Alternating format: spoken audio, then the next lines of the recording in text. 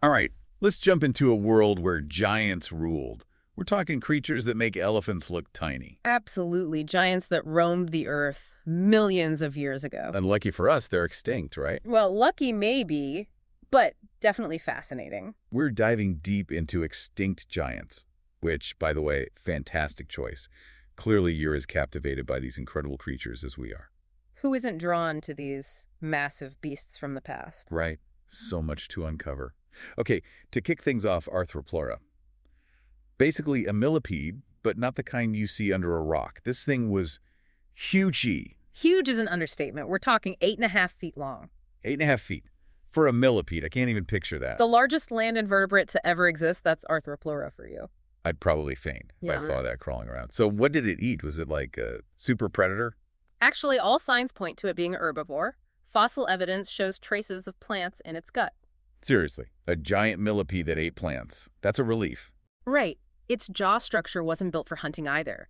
Imagine broad, flat plates for grinding plants, not sharp mandibles for tearing flesh. Okay, that's a much less scary image. Now think about the Carboniferous period when this giant roamed. Oxygen levels were way higher then. Maybe that's why they got so big. Wow, that's wild, like a scene from a sci-fi movie. Exactly. But then, like so many giants, it vanished. What happened? Did something bigger come along? It seems more like a climate shift did them in. The lush forests they depended on dried up, and their food source went with it. So even a creature that big was vulnerable to environmental changes. It's a powerful reminder that everything is connected. Even giants aren't invincible. Okay, so from a giant plant eater, let's switch gears to a true underwater terror. Dunkleosteus. This thing sounds like a nightmare. Oh, it definitely was. Picture this. You're swimming in the Devonian seas, surrounded by bizarre armored fish. Armored fin. Yeah, and then suddenly, bam, Dunkleosteus appears, all 33 feet of it. 33 feet, that's bigger than a great white shark. It was the king of the placoderms. Placoderms. Think of them like fish with built-in armor, bony plates covering their heads and bodies. Whoa, like a medieval knight. Sort of, but way more intimidating. Dunkleosteus was built for battle. Okay, so it had armor, but what about weapons? Did it have teeth? Not exactly teeth, more like self-sharpening bony plates that formed this beak-like structure. A beak. That doesn't sound too scary. Well, hold on. Scientists estimate its bite force was around 8,000 pounds per square inch. 8,000 pounds. Are you kidding me? What could possibly survive that? Not much. It could bite through shells, crush bone, you name it. Talk about an apex predator. So how did something that powerful disappear? Even apex predators aren't immune to extinction events. The late Devonian extinction was a rough time for marine life. It's amazing and a little scary how quickly things can change on Earth. Okay, so we've had a giant bug and a super predator fish. Let's slither into the world of the biggest snake ever, Tanoboa. Now, this is a creature that sends shivers down your spine. While Dunkleosteus ruled the seas, Titanoboa was king of the Paleocene rainforests. Imagine a snake over 42 feet long 42 feet. That's longer than a bus. and weighing over a ton. I'm getting goosebumps just thinking about it. So did it have fangs? Was it venomous? Nope. Titanoboa was a constrictor like boas and pythons today, but on a whole other scale. I can't even imagine the crushing power of a snake that size. You said it lived in rainforests, right? Yes, in the Paleocene epoch, those rainforests were incredibly lush and warm. Perfect for a cold-blooded giant like Titanoboa. Exactly. Plenty of food, ideal temperatures. It's no wonder they got so big. But like all good things, it came to an end. Why did Titanoboa eventually die out? It looks like a combination of factors. The climate cooled, those rainforests shrank, and their prey became less abundant. So even a giant snake wasn't immune to the effects of a changing climate. It's a story we see repeated throughout history. Adapt or perish. From the depths of the ocean to the depths of the rainforest, we've certainly seen some incredible creatures so far. And I have a feeling this is just the beginning of our journey. You're absolutely right. Buckle up. We've got many more giants to uncover.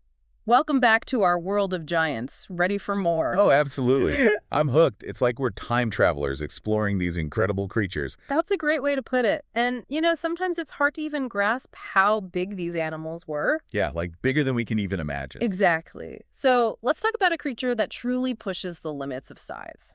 Paraceratherium. Paraceratherium. Okay, that name sounds intimidating. For good reason. It was the largest land mammal to ever walk the earth. Whoa, even bigger than Megatherium. Oh yeah, much bigger. Think over 16 feet tall at the shoulder. 16 feet, that's taller than a giraffe. And weighing up to 20 tons? That's like 3 African elephants combined. Okay, my mind is officially blown. What did this giant even look like? Imagine a massive, hornless rhinoceros, but with a long giraffe-like neck. A rhino-giraffe hybrid. That's a wild combination. It was built for browsing on the highest branches, kind of like a prehistoric giraffe reaching for those leaves no other animal could get to. Makes sense. So, where did this mega herbivore live? They roamed the forests and woodlands of Oligocene Asia. Oligocene Asia. What was the environment like back then? Much warmer and wetter than today, perfect for supporting such enormous herbivores. Wow, it's amazing how Earth's climate has shifted so much over millions of years. It really is. And those changes, of course, have driven evolution in incredible ways. Okay, from a giant land mammal, let's dive back into the water. What's next? Let's meet Basilosaurus, an early whale, but not the gentle giants we see today. Oh, so not the whale song kind of whale. Not exactly. This was a fearsome predator, up to 60 feet long. 60 feet, that's longer than a humpback whale. And instead of baleen, it had sharp serrated teeth, built for hunting. Okay, that's definitely not the kind of whale I want to swim with. What did it eat? Fish, other whales, anything it could catch, really. A true apex predator of its time. Wow. It's hard to believe that evolved into the whales we know today. It really highlights the power of evolution, right? How creatures change so drastically over time. It's mind-blowing. Okay, let's switch gears again. From a predatory whale to a dinosaur with a really strange feature. The Rhizinosaurus. Ah, the Rhizinosaurus. This one is truly bizarre. It challenges our ideas of what dinosaurs looked and acted like. Okay, I'm intrigued. What was so strange about it? Imagine a dinosaur with long legs, kind of a potbelly, and these incredibly long arms. Long arms. Okay, that's a bit unusual. But here's the kicker. Those arms ended in enormous claws. Enormous claws. Like, how big are we talking? Some were over 3 feet long. 3 feet. That's like a sword. It must have been a terrifying predator. Actually, that's where it gets even more interesting. Despite those claws, most scientists think Therizinosaurus was a herbivore. Wait, what? A plant eater with Freddy Krueger claws? Yep. It's one of the reasons this dinosaur is so fascinating. We think it used those claws for pulling down branches to get leaves, maybe for defense, too. So, like a giant prehistoric gardener. Exactly. Proof that you shouldn't judge a dinosaur by its claws. But I'm starting to see a pattern here. Expect the unexpected with these extinct giants. You got it. Always a new surprise waiting around the corner. Okay, what other strange creature awaits us? I'm ready for anything at this point. Let's meet Andrewsarchus, a mammal from the Eocene epoch, about 45 million years ago, one of the largest carnivorous mammals ever. A carnivore bigger than Megatherium. I thought we were done with those. Nope, there were plenty of giant predators. Imagine something like a wolf, but with a massive skull. How massive are we talking? Over 3 feet long, just the skull. Imagine the whole animal. Okay, that's a big head. What did it eat with a skull like that? Well, that's one of the mysteries. We don't have a lot of fossils. Some say it was a scavenger, crushing bones for marrow. Others think it actively hunted large prey. So either a bone-crunching scavenger or a fierce hunter. Either way, not something I'd want to meet. Absolutely. Now let's talk about a creature with an adaptation so unique it's almost comical. Platybelodon? Platybelodon, another one of those names that's hard to pronounce and even harder to picture. It's like an elephant, but instead of tusks, it had this long, flat, lower jaw, like a giant shovel. A shovel-jawed elephant. It's definitely a new one. What on earth did it use that for? Well, that shovel wasn't just for show. It was a multi-purpose tool. Okay, tell me more. This I gotta hear. Scientists think it used that jaw to strip bark from trees, scoop up plants from swamps, maybe even dig for water. Wow, like a built-in toolkit. Evolution is so ingenious, isn't it? It really is. Always yeah. coming up with new solutions for survival. And speaking of ingenious, but maybe a little creepy, Helicoprion. Helicoprion. Now that one I've heard of. The prehistoric shark with the spiral teeth, right? That's the one. Lived during the Permian period, and its lower jaw was this crazy spiral of teeth. I've seen pictures. It's like something out of a horror movie. How did that even work? That's the million-dollar question. Scientists still debate it. Some say it was for grasping and tearing prey. Others think it might have been for grinding shells. Either way, it's a pretty wild It adaptation. really is. It makes you wonder what other strange creatures are still hidden in the fossil record. Oh, I bet there are countless surprises waiting to be uncovered. Absolutely. Every new fossil find can rewrite what we know about the past. Okay, what other ancient wonder awaits us on this journey? Let's travel back to before the dinosaurs, to the Permian period, and meet Gorgonops, a dominant predator of its time. Pre-dinosaur. Now that's going way back. What was this Gorgonops like? Imagine something that's part reptile, part mammal, Part reptile, part mammal. Okay, that's a weird combination. and with saber-like teeth, over 4 inches long. Saber teeth again. Mhm. Were they related to Smilodon, the saber-toothed cat? Not directly. Gorgonops was a therapsid, an ancestor of mammals. But it's a great example of convergent evolution. Convergent evolution. Yeah, where different groups of animals develop similar features because they're facing similar challenges. So like saber teeth were a good strategy for hunting, no matter what kind of creature you were. Exactly. A successful design gets repeated. But even successful designs can't escape extinction sometimes. What happened to Gorgonops? Well, it was wiped out during the Permian-Triassic extinction event. Wasn't that one of the biggest mass extinctions ever? The biggest. Over 90% of marine species and 70% of land vertebrates gone. That's just devastating. It really puts things in perspective. It does. Life on Earth is precious, and it's been through some incredibly tough times. Okay, from a time of mass extinction, let's jump to a time of incredible diversity. The Cambrian period. Ah, yes, the Cambrian explosion. Life was experimenting with all sorts of bizarre forms. And I bet there are some real head scratchers from that period. What do we have? How about Opabenia? Opapenia.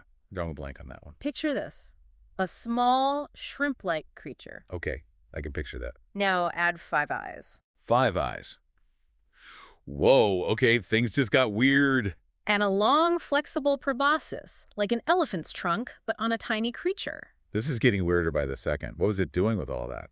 Well, we think it used the proboscis to grab food from the ocean floor, and those 5 eyes probably gave it a pretty amazing view. Talk about a unique design. It's amazing how diverse life was, even back then. It is. The Cambrian period was a wild time for evolution, so many different forms emerging. Okay, from the weird and wonderful world of the Cambrian, let's head back to more familiar territory. What giant awaits us next? Let's meet Leopleurodon, a marine reptile from the Jurassic period. Leopleurodon, another one of those names that sounds like a tongue twister. But the creature itself was even more impressive than its name.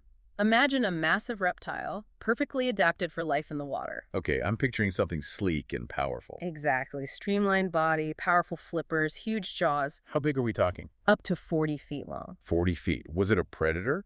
Oh yeah, one of the top predators of the Jurassic seas. So like the T-Rex of the ocean. Pretty much. It ate fish, squid, even other marine reptiles. That's terrifying and awesome at the same time. Isn't it? These ancient giants really capture our imagination. They do. Okay, we've seen so many incredible creatures so far. A giant land mammal, a predatory whale, a clawed herbivore, a mega mammal, a shovel-jawed elephant, a spiral-toothed shark, a saber-toothed ancestor, a 5-eyed wonder, and a Jurassic sea monster. I can't wait to see what else is in store. Welcome back to our Extinct Giants deep dive. It's amazing to think about all the creatures we've explored. It really is a testament to the incredible diversity of life on Earth, isn't it? Absolutely. And we're not done yet. What other giants are waiting to be discovered? Well, let's travel back to the late Cretaceous period, to the swamps and rivers of North Africa, to meet Spinosaurus. Ah, Spinosaurus, the one with the giant sail on its back. I remember seeing it in Jurassic Park. Exactly. That sail was one of its most distinctive features. It could reach up to 6 feet tall. Wow.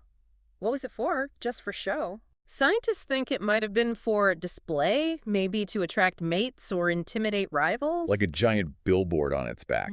But Spinosaurus was more than just a sail, right? No, definitely. It was also one of the largest predatory dinosaurs to ever exist, Bigger than T-Rex. possibly even bigger.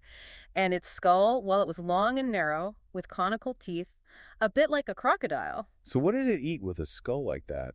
We think Spinosaurus spent a lot of time in the water, hunting fish, maybe even sharks. A swimming dinosaur? Mm. That's incredible. It was. Recent discoveries suggest that Spinosaurus was quite adapted for an aquatic lifestyle. Wow, it's amazing to think about a dinosaur swimming through those ancient waters. It really challenges our traditional view of dinosaurs as purely land-dwelling creatures. It does. Yeah. Okay, from a swimming dinosaur to something a little more familiar, mammoths. Everyone loves mammoths. Who doesn't? Those woolly giants of the Ice Age. They're truly iconic. I've always been fascinated by them. Those giant tusks, the thick fur. It's like a creature from a fantasy novel. They were amazing creatures, that's for sure. And they were huge, too. How big are we talking? Up to 13 feet tall at the shoulder, That's taller than an elephant. and they could weigh up to 12 tons. Wow. That's like 2 African elephants put together.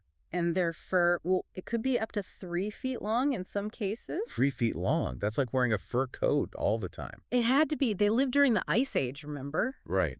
It's hard to imagine how they survived in those frigid temperatures. Well, that thick fur helped, and their large size meant they could retain heat more efficiently. It's like they were designed for the cold. They were. And their tusks, of course, those were impressive too. Yeah, I've always wondered what they used those tusks for. Just for defense. They probably used them for a variety of things. Foraging, clearing snow, maybe even social displays. So like a multi-purpose tool. Exactly. But sadly, these magnificent creatures eventually went extinct. Yeah, it's a shame. What happened to them? It was likely a combination of factors. Mhm. Climate change, habitat loss, maybe even human hunting. It's a reminder that even the most well-adapted creatures can be vulnerable to change. It is, and it highlights the importance of understanding our impact on the environment. Okay, so we've seen creatures from the depths of the ocean to the frozen landscapes of the Ice Age.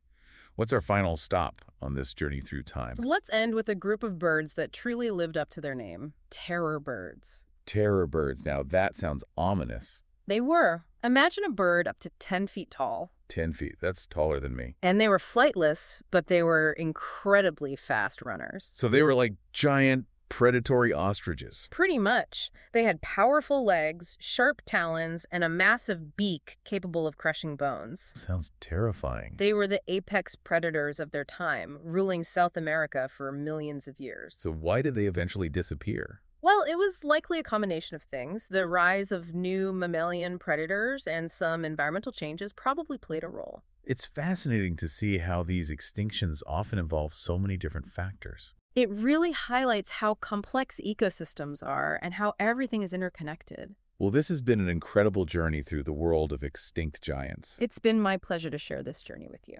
Thank you so much for your expertise. I've learned so much about these incredible creatures. And I hope it inspires everyone to keep learning and exploring the wonders of the natural world. Absolutely. So to all our listeners, thank you for joining us on this deep dive into the world of extinct giants. Until next time, keep your curiosity alive and never stop exploring.